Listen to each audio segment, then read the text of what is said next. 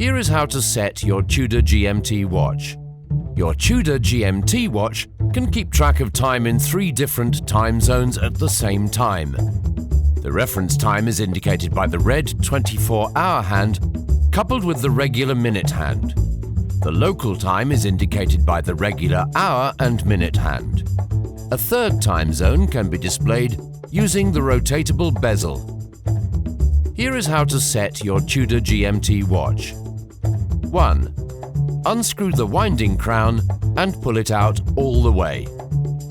Turn it either direction to set the reference time using the 24-hour hand and the minute hand.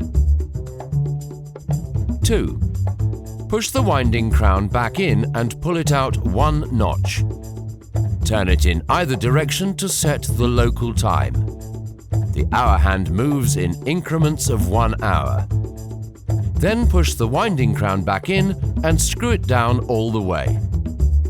3. Turn the bezel either direction according to the time difference between the reference time indicated by the 24-hour hand and the time in the third time zone. The 24-hour hand, read against the bezel, indicates the time in the third time zone.